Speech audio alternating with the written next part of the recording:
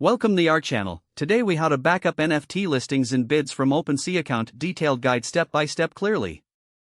To backup your NFT listings and bids on your OpenSea account, start by logging into your OpenSea account. Once you're logged in, navigate to your profile by clicking on the profile icon in the top right corner. From your profile page, click on the My Listings tab to view all your active NFT listings. Take note of the details of each listing, including the NFT name, price, and any additional properties. For each listing, you may want to take screenshots to create a visual record. Next, return to your profile and click on the Activity tab to see your bids. Document each bid along with the details such as the NFT title, the bid amount, and the expiration date. You can also take screenshots of your bid history for a more comprehensive backup. If you prefer a more organized approach, consider using a spreadsheet application. Create a new spreadsheet and label the columns for each detail you want to track. Input the details of your NFT listings and bids into the spreadsheet accordingly.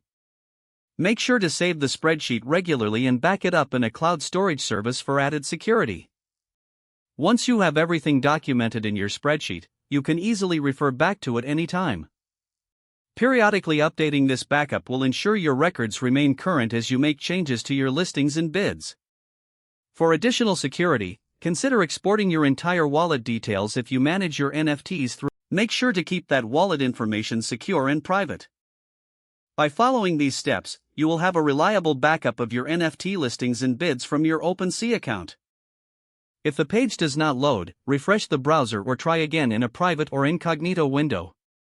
Make sure you are using the correct email address, then retype it carefully to avoid small typos. If your password is not accepted, use the reset option and create a new strong password you can remember. Check your spam folder for verification or security emails, then complete any requested confirmation steps. Enable two-factor authentication if available to improve account security and reduce unauthorized access risk. After signing in, review your profile details so your contact information and settings are accurate and current.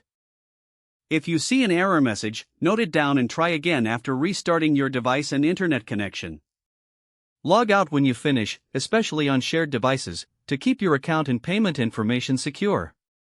If the page does not load, refresh the browser or try again in a private or incognito window. Make sure you are using the correct email address, then retype it carefully to avoid small typos.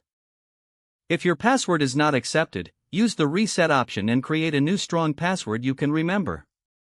Don't forget to like this video and subscribe to our channel for more step-by-step tech guides.